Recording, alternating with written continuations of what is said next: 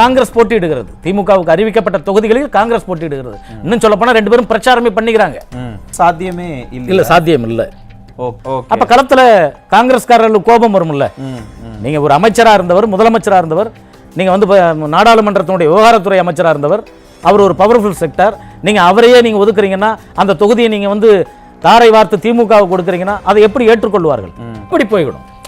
அவங்க தொகுதிக்காவது அவங்க செய்வாங்க, வேட்பாளர்களை வேறுபடுத்தி பார்க்க வேண்டிய சூழ்நிலை வந்துடும். ரமேஷ் சார், இப்போ என்னன்னா புதுச்சேரியில் இருக்கக்கூடிய அந்த விஷயங்கள் எல்லாத்தையும் அவங்க எடுத்து சொன்னாங்க. அதே இங்க நம்ம பொருத்தி பார்க்குறோம்னு வைங்களேன். இப்போ சிபிஐ ஆகட்டும், சிபிஎம் ஆகட்டும், இங்கே தொகுதி பங்கீட்டில் அவங்களுக்கு அன்சாட்டிஸ்ஃபைடு ஆனாலும் நாங்கள் வந்து அதை அக்செப்ட் பண்ணிக்கிறோம். நாங்கள் மதிமுக வேற இன்னும் நிறைய விஷயங்கள் எல்லாம் அவங்க சொல்லி அதிருப்தியில் இருக்காங்க. இதையெல்லாம் அந்த கட்சி தொண்டர்கள் பார்ப்பாங்கல்ல. புதுச்சேரியில் அது சீனாவே ஆக்ஷனாக நடக்குது, இங்கே அந்த விஷயத்தை எப்படி எதிர்கொள்வாங்க தொண்டர்கள்? கண்டிப்பாக தொண்டர்கள் மனதில் ஒரு மிகப்பெரிய ஒரு பாதிப்பு ஆழமாக பதிந்திருக்கும். என்ன மாதிரியான அது பாதிப்பா இருக்கும்? அது பாசிட்டிவா இருக்கும் அதிமுகவுக்கு, நெகட்டிவ்? களத்தில் ஒருவரோடு ஒருவர் ஒன்றாத ஒரு நிலை ஏற்படுவதற்கான ஒரு சூழல் ஏற்படும். ஏனென்றால் இப்ப திமுக பிரச்சனை பாண்டிச்சேரியில் என்பது கிட்டத்தட்ட ஒரு 6 மாத காலமாக ஆரம்பிச்ச பிரச்சனை. நீங்க அங்க வந்து கிரீஷோடங்கர் அவர்கள் சொல்லுகின்ற பொழுது நடைமுறையே தமிழ்நாட்டில் உங்கள் தலைமையில் ஆட்சி என்று சொன்னால், நீங்கள் தான் தலைமை என்று சொன்னால், பாண்டிச்சேரியில் காங்கிரஸ் தான் தலைமை. இதை தான் கிரீஷோடங்கர் சொன்னார்.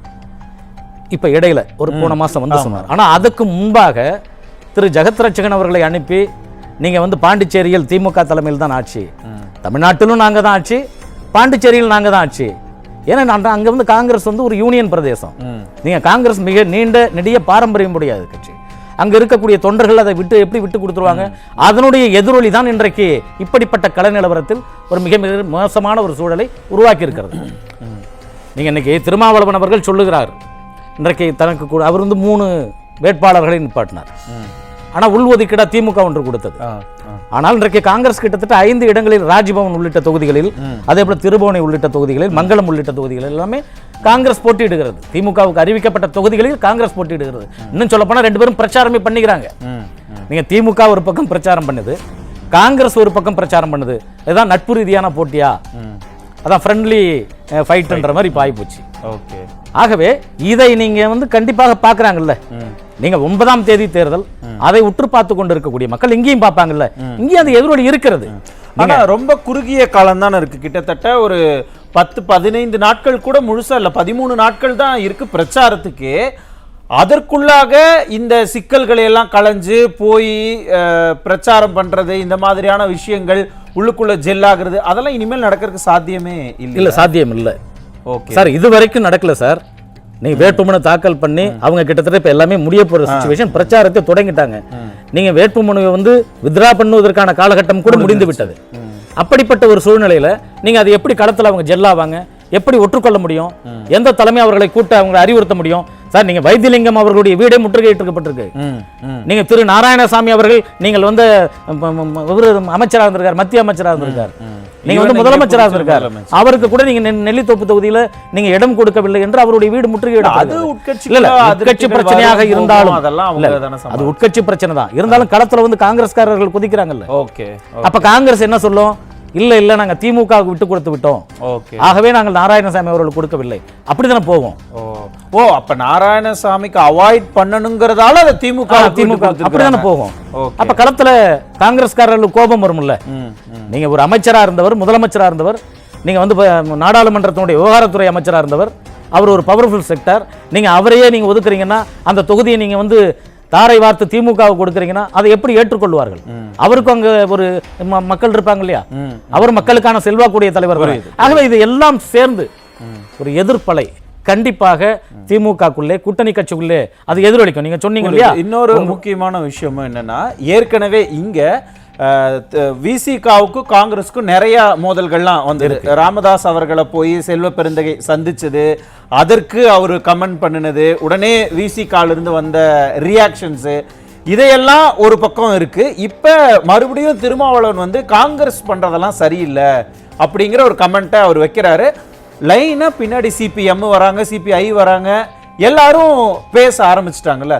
இவங்களை பார்த்து அடுத்தடுத்த இப்ப மதிமுகவும் உள்ள அழுகிறோம் வெளியில தான் சிரிக்கிறோம்னு சொல்றாங்கல்ல.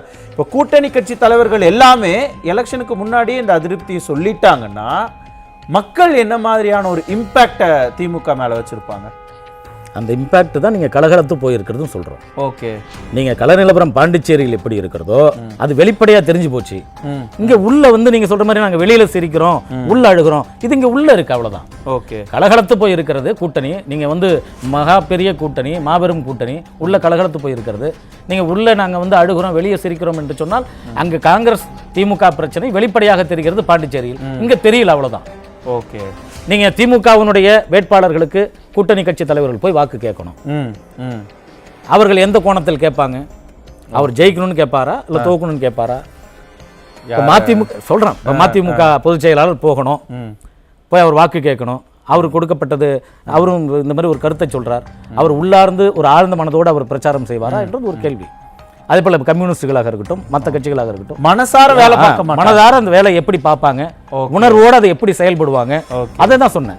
தொண்டர்கள் எப்படி உணர்வோடு இருப்பாங்க, அதனுடைய தலைவர்கள் எப்படி உணர்வோடு இருப்பாங்க, இதற்கு ஒரு வெளிப்படையான உண்மை இன்னைக்கு பாண்டிச்சேரி உதாரணம்.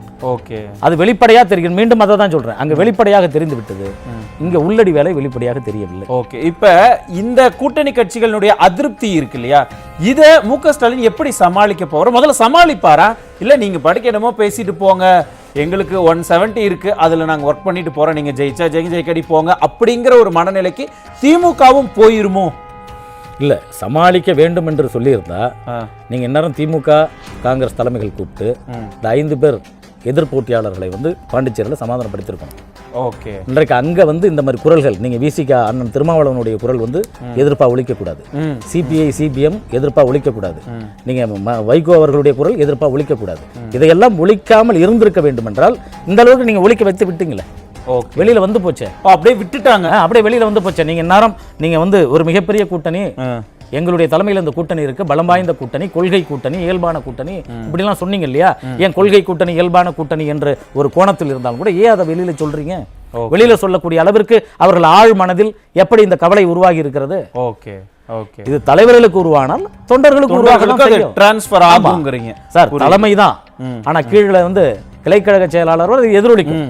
அது காங்கிரஸாக இருக்கட்டும், அது திமுகவாக இருக்கட்டும். அப்ப பிரச்சனைகள் தான் டிரான்ஸ்ஃபர் ஆகும், ஓட்டு டிரான்ஸ்ஃபர் ஆகாது. டிரான்ஸ்ஃபர் ஆகிறதுக்கு 100% வாய்ப்புகள் மிக மிக குறைவா. திரும்ப வரேன், என்னன்னா பேரெல்லாம் வச்சாங்க புதுசா, இந்தியா கூட்டணின்னு வச்சா என்ன ராசி இல்லைன்னு நினைச்சு அதை வந்து இது பண்ணாங்களா என்னலாம் தெரியல. அதுக்கப்புறம் இங்க அதையெல்லாம் மாத்தி பேரெல்லாம் மாத்தி எல்லாம் இது பண்ணாங்க. ஆனாலும் கூட என்ன எடுபடலையே, ஏன், என்ன ரீசன்?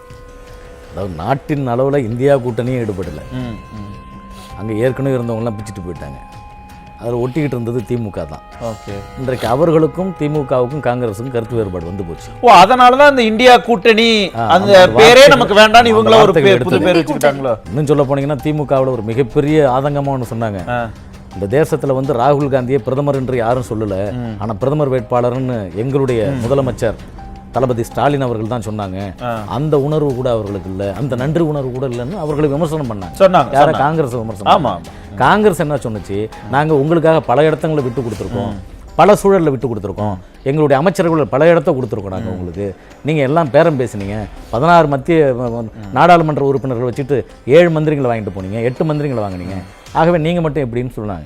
இது எல்லாமே மக்கள் பார்த்துக்கிட்டு தான் இருக்காங்க. ஓகே, மக்களை ஏமாளியாக நினைக்க வேண்டாம். இன்றைக்கு பத்திரிகைகளாக இருக்கட்டும், ஊடகமாக இருக்கட்டும், இன்றைக்கு சமூக வலைதளத்தில் செய்திகள் போய்கிட்டே இருக்கு. ஆகவே இந்த கள நிலவரத்தில் தான் இன்றைக்கு அங்கே இருக்கக்கூடிய வேட்பாளர்களாக ஆனவர்களால் அங்கே ஒன்ற முடியல. ஓகே, இன்னைக்கு அங்கே புதுச்சேரியில் ஒன்ற முடியல. ஏனென்றால் அவங்க ஒரு 5 வருடம் காங்கிரஸ் கட்சி இல்லை, காங்கிரஸ்லேருந்து பிரிந்த என்ஆர் அவர்கள் அதை கால் வச்சு விட்டார். ஆகவே அவர்களை வந்து அப்புறப்படுத்த முடியவில்லை. ஏன்னா அவர் அந்த மக்களோடு மக்களாக அவர் பழகிவிட்டார்.